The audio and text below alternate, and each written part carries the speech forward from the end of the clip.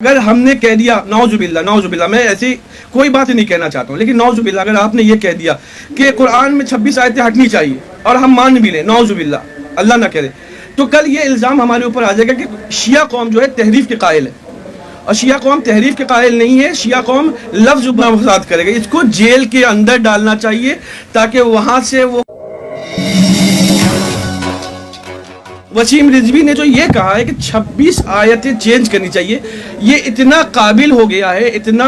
اپنے آپ کو بخراج سمجھ رہا ہے۔ یہ دراصل RSS کا کمال ہے کہ RSS خود تو سامنے آ نہیں سکتا ہے، تو ایک مسلمان کو جو نامی مسلمان ہے، دیکھیے میں اپنے اہل سنت بھائیوں سے، اپنے مسلمان بھائیوں سے ریکویسٹ کر رہا ہوں کہ اس کو شیعت سے نہیں جوڑے، یہ بالکل شیعہ سے الگ ہے، یہ ایک ناسور بن چکا تھا، ایک زخم بن چکا تھا جس کو ہم نے شیعت کے جسم سے ہٹا دیا، اس کو کاٹ کے پھینک دیا ہے۔ ہمارے یہاں مراجع کرام نے اعلان کر دیا کہ یہ کافر کے دائرے میں ہے۔ جو قرآن، دیکھیے قرآن کہہ رہا ہے کہ ذالک الکتاب لا ریب فیہ، جب آپ قرآن کی پہلی آیت اٹھائیے گا الحمد کے بعد سورہ بقرہ کو، تو کہتا ہے قرآن کہ یہ وہ کتاب جس میں ذرا سے بھی شک و شبہات نہیں ہے۔ دیکھیے 1987 میں اسی کولکتہ میں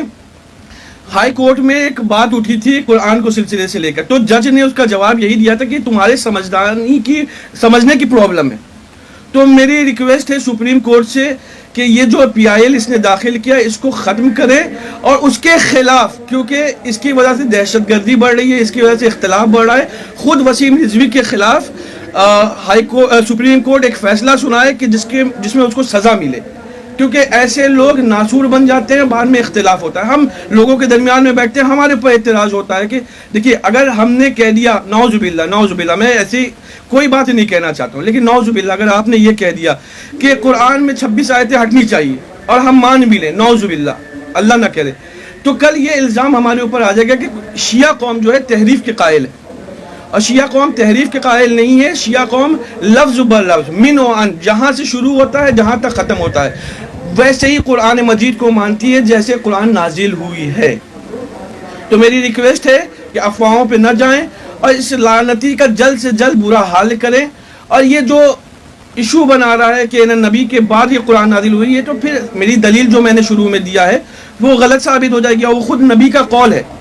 نبی کی سیئنگ ہے، نبی کی ورڈنگز ہے، کہ جس میں نبی نے کہا کہ ہم نے قرآن کو اپنے زمانے میں ہی جمع کر دیا۔ کیا اسلام کو بدنام کرنے کی کوشش کی جا رہی ہے؟ بالکل یہ بات صحیح ہے کہ اسلام کو بدنام کرنے کی کوشش کی جا رہی ہے، یہ دنیا کی گندی ایک پالیسی ہے، کیونکہ اسلام تو آپ کو یہ سکھلاتا ہے کہ اگر مسلمان کی ڈیفینیشن آپ دیکھیے گا نبی صلی اللہ علیہ وسلم سے، تو نبی فرماتے ہیں کہ مسلمان وہ ہے جو اپنے زبان سے اور اپنے ہاتھ سے کسی کو تکلیف نہیں دے۔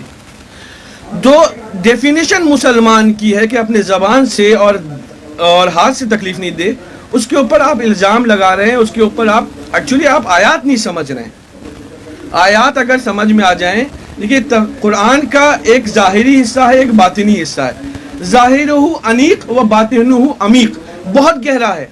یہ ہر آدمی کو نہیں سمجھ میں آتا۔ اچھا اگر مجھے کوئی بات نہیں سمجھ میں آتی ہے تو میں اپنے بڑے سے پوچھتا ہوں کہ حضرت یہ بتائیے اس کا مفہوم کیا ہے، تو مجھے وسیم رضوی ایک آدمی کا نام بتائے کہ جب اس کے بات سمجھ میں نہیں آئی تھی تو کسی مولانا کے پاس گیا تھا، کسی مفتی کے پاس گیا تھا کہ اس آیت کا ترجمہ بتائیے، اس آیت کی تفسیر بتائیے۔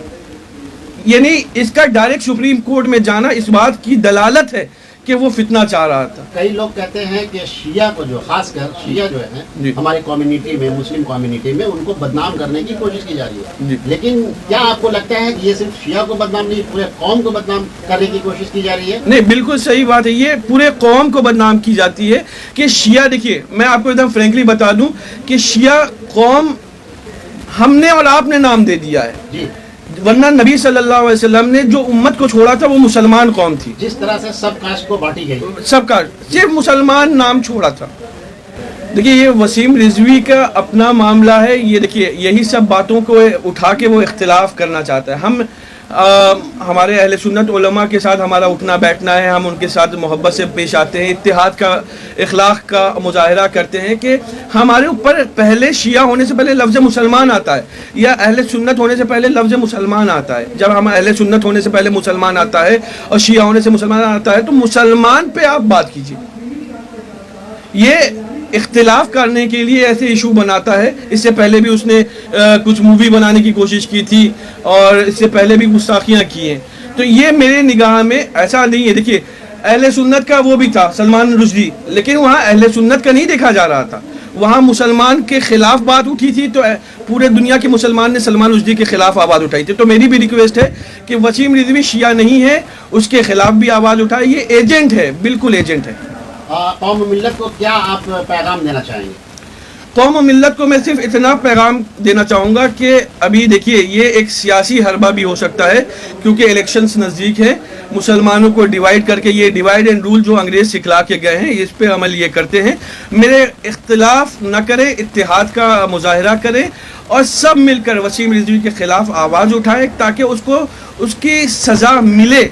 اور دیکھیے اس کی سزا مرنے کے بعد تو انشاءاللہ خدا و فرشتے و ملائک دیں گے ہی, لیکن اس دنیا میں بھی اس کو اس کی سزا ملنی چاہیے. جس طرح پیر سید مہر عباس رضوی امام جمعہ والجماعت کاشی پور ہوں اور